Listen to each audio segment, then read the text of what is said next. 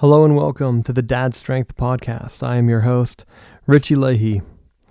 Today we're going to pick up where we left off last week, continuing with developmental charts. Last week we talked about the 2-month developmental chart, where when your baby reaches age 2 months, there are certain milestones that they should be reaching around that time. It's not quite a deadline. It's just a guideline, more of a guideline to make sure that your baby is progressing developmentally through the stages that they are supposed to go through. Now, as the baby gets older, the charts get tailored to different month spreads. And so now you have a longer period in between. But for this one, it's another 2-month chart. So you are going to be looking at the 4-month date after your child's birth to reach these deadlines. So once again, we're talking about the developmental charts from the CDC website. Their website is cdc.gov. And with that, what they are doing is they are just giving you a guideline that the government puts out of things to look for as your child gets older. Now, from the first chart, there wasn't a lot of stuff to look at, because the child didn't have that many deadlines or milestones at that age. 2 months, there's only certain things that they can do developmentally. Now, when month 4 comes around, they have the same 4 categories. Social and emotional is the first one. Number 2 is language and communication. Number 3 is cognitive. And the 4th is movement and physical development. So now, this time around, some of the categories have a lot more things that you're supposed to look for. So for the very, very first one, you have social and emotional. And the first one under that category is smile spontaneously, especially at people. And I noticed at this age, 4 months, that also at animals, like our daughter loved dogs. So she would smile whenever she would see one or hear one, and she still does to this day. But this just means that something happens, they see someone, they might hear your voice, they just go ahead and they'll smile. So it's just an extra air of excitement that they have whenever they see you. Now the next one under this category is likes to play with people and might cry when playing stops. And this is more of an engagement thing. So last podcast, I talked about how at month 2, you might have to move your baby to keep them stimulated from just different environments, trying to get them to go from maybe laying on the floor to sitting up, propped up against a pillow. And this is more of that. They want the interaction. They want engagement. So if you try to let them sit after playing, the baby's probably going to cry. And so you're going to look for to make sure that that's happening, so that there's some type of response after you engage with the child and then break it off. You don't want them to just sit there with a blank expression on their face. Now, the third one and final social and emotional milestone is to copy movements and facial expressions. And what that means is they are learning from you. So the expressions you make on your face, your child's going to try to mimic. So if you smile at them, they should smile back at you. If you frown, anything else, make some hand movements, even some mannerisms, like tilt your head. I noticed that they'll start to do the same thing. And that's because they're learning this emotional range from you as a parent. So be mindful of anger, yelling, things like that. I just try to keep positive around the house, because you want a positive environment so that your baby knows how to handle certain things. Because I, for one, wouldn't want to set a bad example for my daughter and then have her pick up bad habits that might haunt me when she turns into a teenager and handles things with anger. And that's it for the social and emotional category. So try to set a good example whenever you're doing these and try to engage with your child. Now the next one is language and communication. This is where they begin to babble. You can hear little sounds, and there'll be repeat sounds too. Like they won't be able to put together mama, but you might hear mum, mum, mum, mum, mum, or da, da, da, da, da, da, da, ba ba ba ba ba. And they're actual language charts because they go in phases. So normally they learn one sound first and they'll stick on that for a while, and then they'll switch to a new sound. And you can look them up. I don't know if they're set in stone. Like some sounds might become before others, depending on the language you speak in the house too. And so you should be able to see some type of sound. If they're hungry, they might make the sound like mum, mum, mum, mum, and that could just be them trying to say that they're hungry. And the next one is sort of the same. It's babbles, but with expression, and copies sounds that they hear. So you should be able to test them by saying like ba, and then they should try to make a sound that matches yours. Even if they don't come close, you're just trying to get them to mimic your sounds.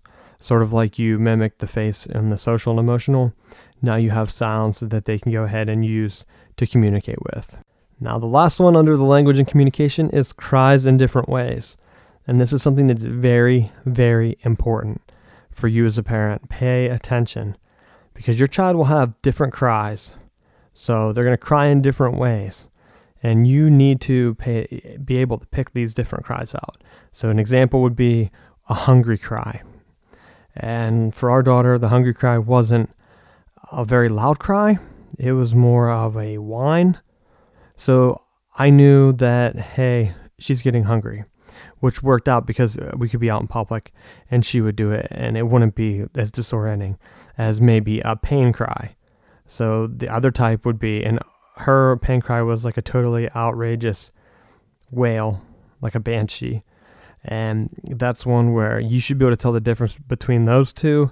And there are other ones like a little whine because she's tired. And our daughter didn't really cry whenever she was tired, thankfully, because that worked out for us compared to what you hear from other parents. And so the tired cry for her was just more of a whimper. And that carries on to this day. She's starting to get a little bit more whiny, but it's still not an actual cry or a tantrum that she throws. And those are the three that you're going to look for language and communication: starting to verbalize sounds, and just any type of communication, verbal, physical, I guess verbal and nonverbal are the cues that you're looking for. The third category is the biggest category of the month, and that is cognitive. And again, cognitive is learning, thinking, and problem solving. So the first one is going to be to have your child let you know that they're happy or sad. And that can be done through laughs, giggles, or if they're sad, they might want to be close to you, try to cuddle up, just like look at you with a sad face. And this is going to be, some of these are subjective. You're going to have to pay attention and kind of get to know your child. So spend time with them, get to learn their cues to see if they're able to know the difference between being happy and sad.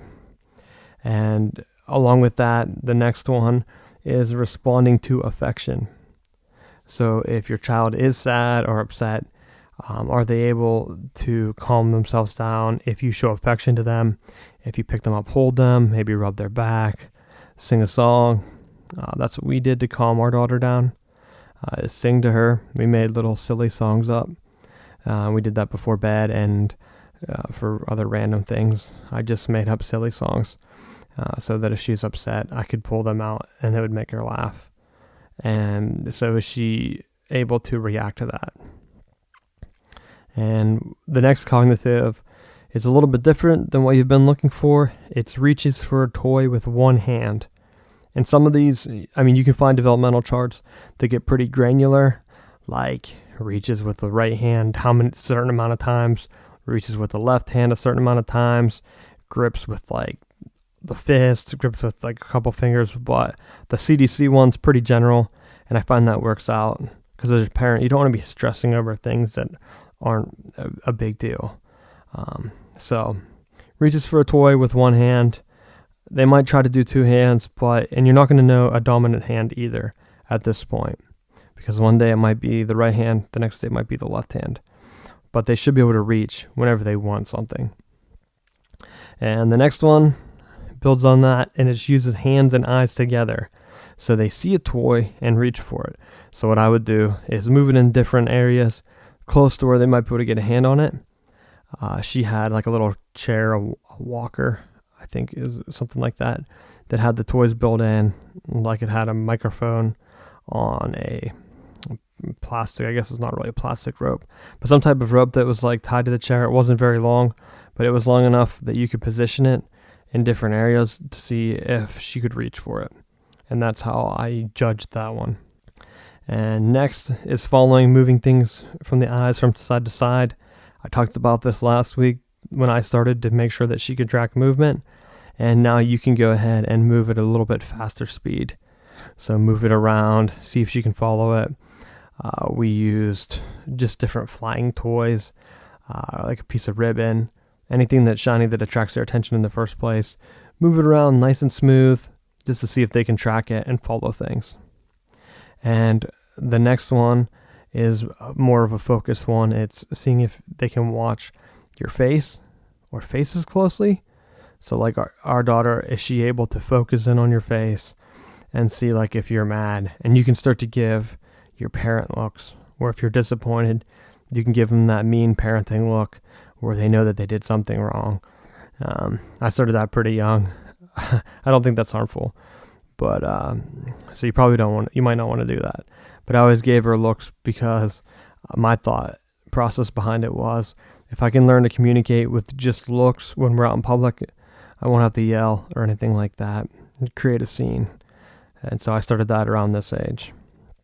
And now the vision should start to get a little bit better, and they should be able to recognize things at a distance.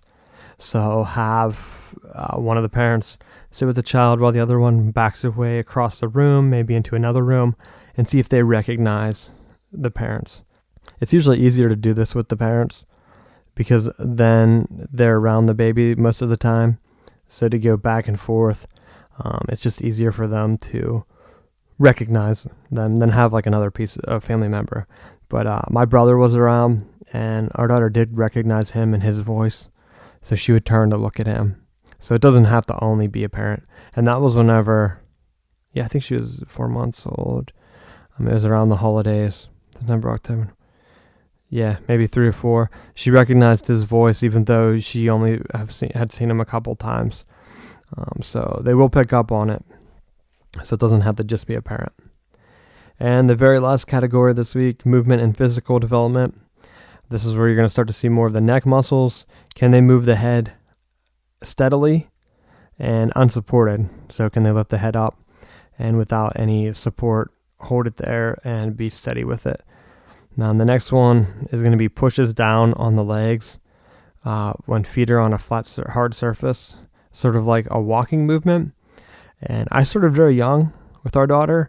I would hold her up by the waist and let her push up to build leg strength.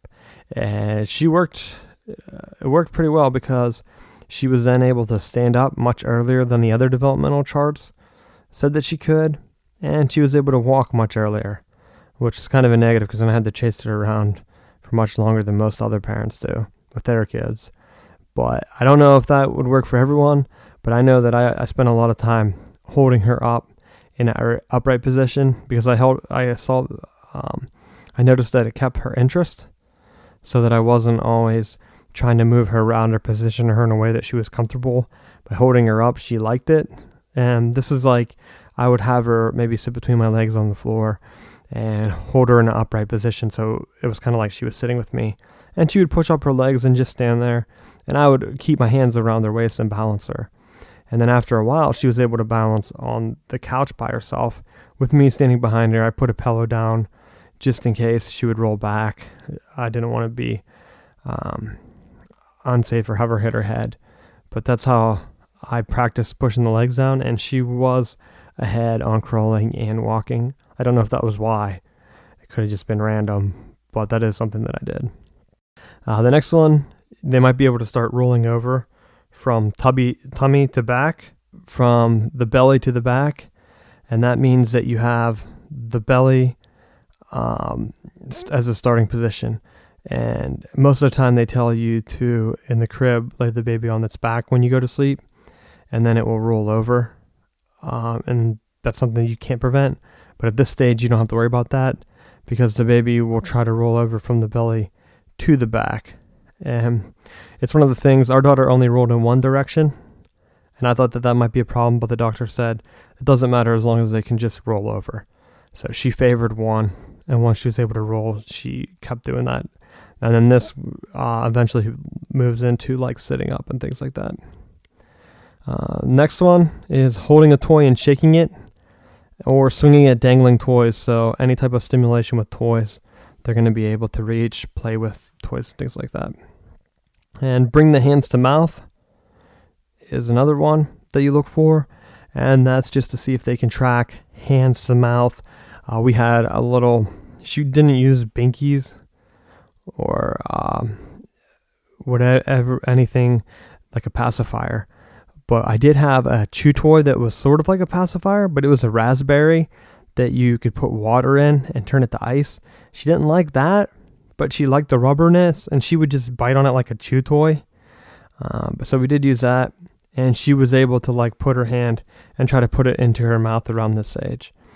But it doesn't have to be something like that. It just means, can they put their hands to their mouth, because they're going to start feeding themselves eventually.